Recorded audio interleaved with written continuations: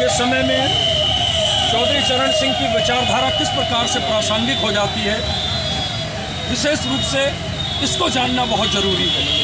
उनके जीवन को, उनकी जीवन दर्शनी से हम ये सीखते हैं कि उनका जीवन का दर्शन कैसा था, लेकिन उनकी कार्यशैली उन परिस्थितियों में क्या थी।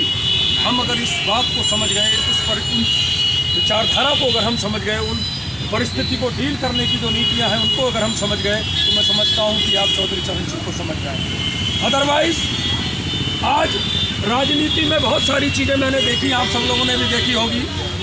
आज राजनीति में एक फोटो वार चल रहा है। हर पार्टी में लोग फोटो की जो है फोटो खींचा और ग्रुप पे डाला। इसके अलावा कोई पॉलिटिकल व्यूज़ जो है वो जनता के बीच नहीं जा रहे हैं। विशेष रूप से दो प्रकार की जो विचारधारा है जिन पे लोग, पूरी दुनिया के लोग काम करते हैं। एक वो विचारधारा है जो अमीर और जो कॉरपोरेट है उसके लिए काम करती है, और दूसरी प्रकार की विचारधारा वो है जो गरीब, मजदूर, मजलूम और किसान के लिए काम करती है। लेकिन हम तादाद में बहुत ज़्यादा हैं, हम किसान, मजदूर और मजलूम जो हैं वो तादाद में बहुत ज़्यादा हैं, और हिंदुस्तान में जो 200 लोग हैं उनके पास 90% कैपिटल का है। विचार अगर करना है तो इन बातों पे करना है, इन मुद्दों पे करना है जिसकी वजह से आज हम इकट्ठे हुए हैं। तो अगर 200 लोगों के पास 90% कैपिटल होगा, धन होगा, तो 10% में किस प्रकार से ये 99% लोग गुजारा करेंगे, 99.8% में गुजारा करेंगे, इसको समझना, इस समीकरण को समझना अपने आप में एक बड़ी बात है। और जिस दिन आप इस बात को समझ गए, इस व्यवस्था को समझ गए, उस दिन मैं समझता हूँ चौधरी चरण सिंह का सपना भी साकार हो जाएगा और आपके घरों में भी खुशहाली आ जाएगी। आपके घर में खुशहाली उस दिन आएगी जिस दिन आप विचारधारा पे वोट करना शुरू करेंगे। हम व्यक्तिवादी कभी नहीं रहे, हम विचारधारावादी हैं। हम चौधरी चरण सिंह की विचारधारा से जुड़े हुए लोग हैं। हम चौधरी चरण सिंह से जुड़े हुए लोग हैं। चौधरी चरण सिंह अच्छे व्यक्तित्व थे, इसलिए हम आज उस विचारधारा से जुड़े हैं। मैंने जब वक्तव्य कहा तो चौधरी अजीत सिंह ने मुझे मंच से पकड़ा, जब पहली बार मेरा उनसे तारुफ हुआ, तो आपने मेरी पीठ पे हाथ रखा और इस बात को कहा।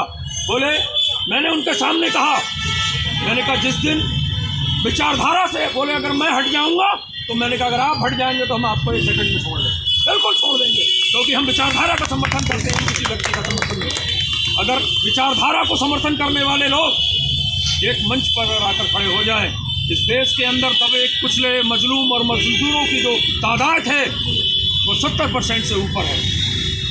और वो आज जाति के नाम पर लड़ रहा है, वो आज धर्म के नाम पर लड़ रहा है, वो आज क्षेत्र के नाम पर लड़ रहा है, वो आज रंग भेद के नाम पर लड़ रहा है।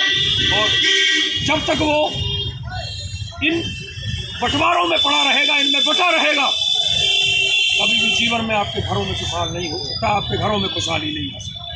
आपको अगर काम करना है, आपको जन जन तक अगर विचारधारा चौधरी साहब की पहुंचानी है, तो इस विचारधारा पे काम करिए। जाति, धर्म, इन सारी चीज़ों को एक साइड रख दीजिए। हालांकि मैं ये समझता हूँ कि बहुत बड़ा बुद्धिजीवी जो वर्ग है वो इस पर काम कर रहा है कि इस 70% समाज में आपस में कैसे लग चलवाएगा। मैंने बहुत करीब से इसको देखा है, और लगभग जो भी रूलिंग पार्टीज़ हैं, चाहे वो पूर्व में रही हो या फिलहाल में मौजूदा हालात में जो है, इन सभी का जो एजेंडा है वो एक है। रंग बदल गए सिर्फ झंडे के, इनके शोषण करने के तरीके नहीं बदले। आपने देखा होगा, झंडे पहले दूसरे कलर के हुआ करते थे, आज दूसरे कलर के हो गए।